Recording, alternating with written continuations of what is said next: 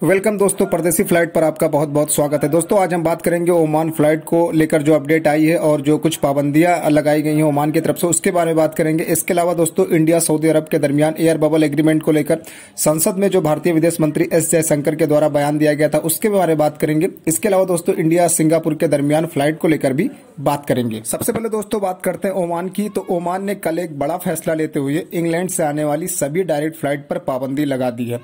Cargo flight को छोड़कर England से आने वाली सभी तरह की डायरेक्ट फ्लाइट पर पाबंदी लगा दी गई है। ये पाबंदी 19 मार्च यानी कल से लागू हो जाएगी। अभी दोस्तों 2 दिन पहले ही इंग्लैंड ने ओमान को रेड लिस्ट में डाल दिया था। ओमान, कतर और इसके अलावा अफ्रीका के 2 देशों को रेड लिस्ट में डाल दिया था और यहाँ की फ्लाइट पर पाबंदी लगा दी थी। अब दोस्तों ओमान ने इंग्लैंड की फ्लाइट पर पाबंदी लगा दी है। कुल मिलाकर कहें तो हिसाब किताब बराबर हो गया है। इंग्लैंड ने ओमान की फ्लाइट पर पाबंदी लगाई और ओमान ने इंग्लैंड की फ्लाइट पर पाबंदी लगाई। तो कुल मिलाकर हिसाब किताब दोनों देशों ने बराबर कर लिया है। इसके अलावा दोस्तों जो रात में कुछ पाबंदियां ओमान के द्वारा लगाई गई हैं वो पाबंदियां 3 अप्रैल तक बढ़ा दी गई हैं। यानी रात में कुछ प्रतिष्ठान बंद रहेंगे रात 8 बजे से सुबह 5 बजे तक। तो उन पाबंदियों को आगे बढ़ा दिया गया है। 3 अप्रैल तक ये पाबंदियां जारी रहेंगी। जो रात की कुछ पाबंदियां हैं ये 3 अप्रैल तक जारी रहेंगी। अब दोस्तों बात करते हैं सिंगापुर फ्लाइट को लेकर। तो सिंगापुर फ्लाइट को लेकर भी 15 मार्च को संसद में भारत के विदेश मंत्री एस जयशंकर ने बयान दिया था। तो सिंगापुर फ्लाइट को लेकर खबर आ चुकी है। एयर इंडिया की फ्लाइट 28 मार्च से 30 अक्टूबर तक सिंगापुर के बीच में चलेगी। ये फ्लाइट दिल्ली से सिंगापुर के लिए, मुंबई से सिंगापुर के लिए और बेंगलोर से सिंगापुर के लिए फ्लाइट चलेंगी। ये आप देख सकते हैं। इसकी बुकिंग भी शुरू हो चुकी है। तो जो भी लोग इंडिया से सिंगापुर जाना चाहते हैं उनके लिए एयर इंडिया ने दिल्ली से सिंगापुर, मुंबई से सिंगापुर और बेंगलोर से सिंगापुर फ्लाइट की बुकिंग शुरू कर दी है। अब दोस्तों बात करते हैं सबसे जरूरी खबर की, यानी इंडिया सऊदी अरब फ्लाइट को लेकर। इसके अलावा इंडिया कुवैत फ्लाइट को लेकर दोस्तों आप सबको पता है कि 15 मार्च को भारतीय संसद में कई सांसदों के द्वारा इस मुद्दे को उठाया गया था। इसके बाद दोस्तों इस खबर को भारत के सबसे प्रतिष्ठित अखबार और सबसे बड़े अंग्रेजी अखबार द हिंदू ने प्रमुख तौर से छापा है। अपने अखबार में जगह दी है इस खबर को कि किस तरीके से इस मुद्दे को उठाया गया था और सरकार की तरफ से क्या जवाब दिया गया है एयर बबल एग्रीमेंट को लेकर। और जो ये मुद्दा उठाया गया था इसके बारे में अखबार ने विस्तृत तौर पर अपने अखबार में जगह दी है।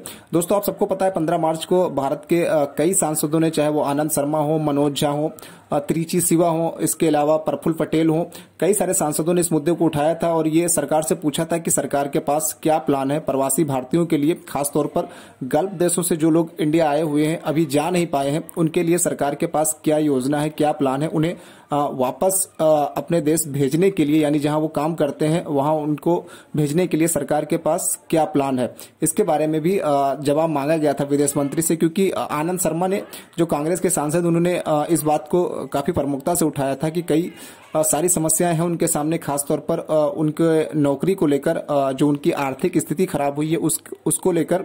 इसके अलावा जो सामाजिक स्थिति है उसमें भी काफी दिक्कतें हुई हैं लोगों की, क्योंकि कई लोगों की जॉब भी जा चुकी है जिसकी वजह से दिक्कतें हो रही है।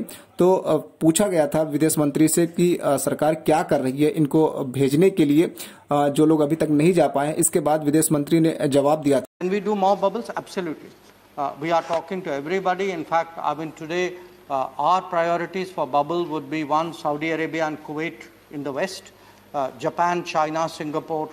तो दोस्तों सांसदों के सवालों का जवाब देते हुए विदेश मंत्री एस जयशंकर ने साफ कहा था कि इस समय सरकार की पहली प्राथमिकता है कि सऊदी अरब, कुवैत, चीन, जापान और सिंगापुर के साथ एयर बबल एग्रीमेंट किया जाए, एयर बबल एग्रीमेंट को आगे बढ़ाया जाए। तो सरकार ने साफ कहा था, विदेश मंत्री ने साफ कहा था 15 मार्च को संसद में, राज्यसभा में साफ कहा था कि इस समय सरकार की पहली प्राथमिकता कुवैत और सऊदी अरब के साथ एयर बबल एग्रीमेंट करने की है। तो दोस्तों अभी तक ये बात बाहर ही हो रही थी और छोटे स्तर पर हो रही थी, इतने बड़े स्तर पर नहीं हो रही थी, लेकिन अब ये प्रमुख खबर बन चुकी है। भारत के सबसे बड़े अखबार द हिंदू ने भी इस खबर को प्रमुखता से छापा है और संसद के अंदर ये बयान दिया गया है कि सरकार गंभीर है इस मुद्दे को लेकर। तो दोस्तों अगर सरकार लगातार प्रयास करती रही, अगर प्रयास में गंभीरता रही और दूसरे देश, खासतौर पर सऊदी अरब और कुवैत के द्वारा बेहतर रिस्पांस दिया गया, तो इंडिया सऊदी के दरमियान और इंडिया कुवैत के दरमियान आने वाले समय में जल्द से जल्द एयर बबल एग्रीमेंट